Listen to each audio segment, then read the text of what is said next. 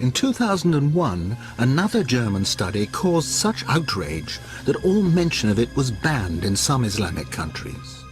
A book appeared written by an expert in early Semitic languages.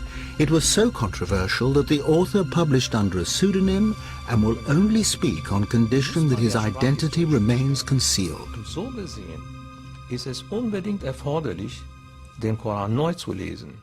In order to understand it correctly, we need a fundamentally new interpretation and reading of the Quran. Dr. Markus Gross helped to translate the book from its original German into English and is willing openly to express the author's views. Es wurde schon gesagt, 20%, ich würde sagen 25%. About a quarter or a fifth of the Quran contains unintelligible words or words which don't make real sense.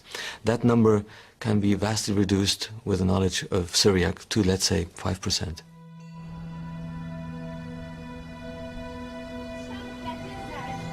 Syriac, or Sirio-Aramaik, had become one of the dominant languages of Christian liturgy by the 3rd century. Christ spoke Aramaic, and it can still be heard in remote Christian communities like this town of Malula in Syria.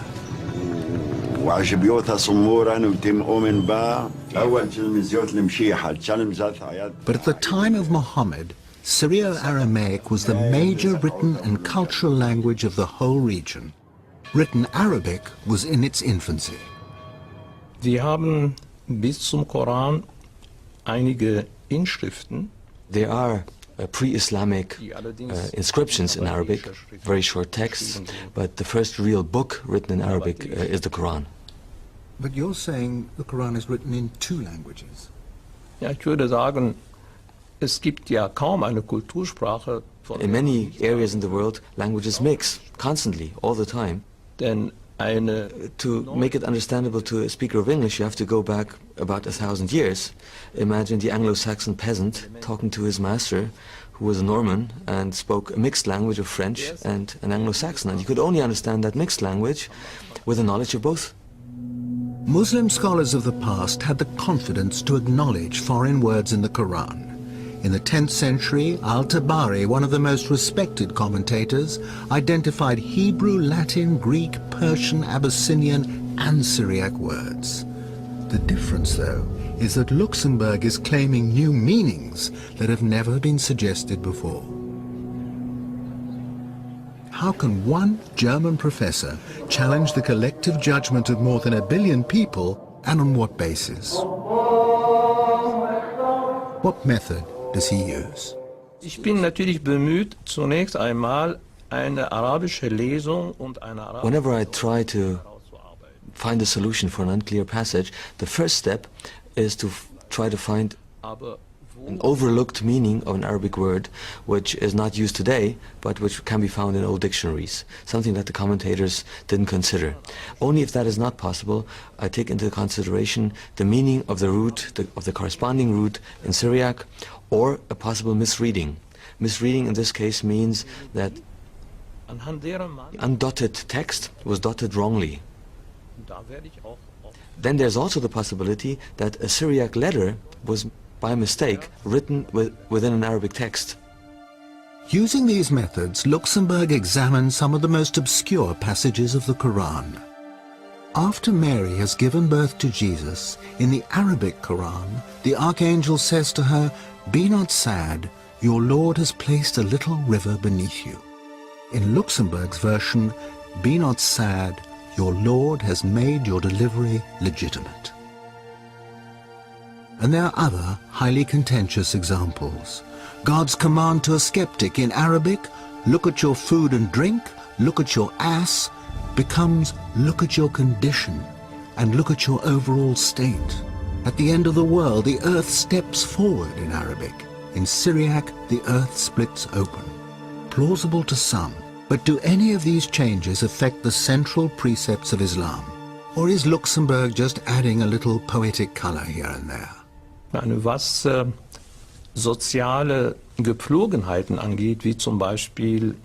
It's certainly not key precepts like the existence of God or afterlife, which is challenged by my interpretation, but many everyday customs One example is the veil. The Quranic verse adduced to prove their position talked about humur, which had to be beaten on the pockets. The sentence was a bit obscure. It's usually rendered that it means cover your head and your cleavage. And if you have a look at the chador, the veil in Iran, for example, that's exactly what is covered. Aramäisch, Gmar, dann verstehe ich ein Gürtel. But with my Syriac interpretation of the verse, my translation is put your belt around your hips. And the belt was a sign of chastity, also especially used by monks. So that makes it much more meaningful. But Luxemberg's interpretation of paradise causes the greatest offense. In the Iranian city of Isfahan, there's a 17th century palace built to represent the gates of heaven.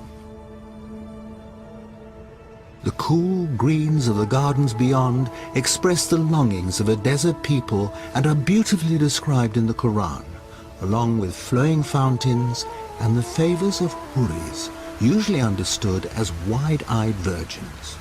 One commentary, but not the Quran, even specifies numbers, 72 for each righteous man. But that doesn't sit well with 7 verses of the Quran that promise the righteous eternal contentment with their wives. Luxemberg believes he has resolved this contradiction. Mit weiß großäugigen Huris verheiraten. There is one passage in the Quran dealing with the huris in which it says, وَزَوَجْنَاهُمْ بِحُورٍ عِينٍ. We have paired them with dark, wide-eyed maidens. That is the traditional understanding of this verse. If you put the dots on the undotted text a little bit differently, what comes out is, we will make you comfortable under white, crystal-clear grapes. For the suicide bomber, then, not the prospect of 72 virgins in paradise, but in Luxemberg's interpretation, a modest bunch of grapes. German study, as far as I'm concerned, is very Christian-centric. It's influenced by the way Bible has been researched and put together. Bible and the Quran are not the same. It is the connection Luxemberg makes with Christian symbolism that is highly inflammatory to many, but a persuasive argument to others. This 5th century fresco in an Egyptian monastery depicts the archangels receiving souls in paradise. Each archangel holds a grape in one hand, and in the other cradles the departed souls, who are refreshed with bunches of grapes. The grape motif is repeated in the vestments of the priests of the Syrian Orthodox Church, all relating back to Christ's promise to his disciples at the Last Supper that he will not drink again of the fruit of the vine until he is reunited with them in his Father's kingdom.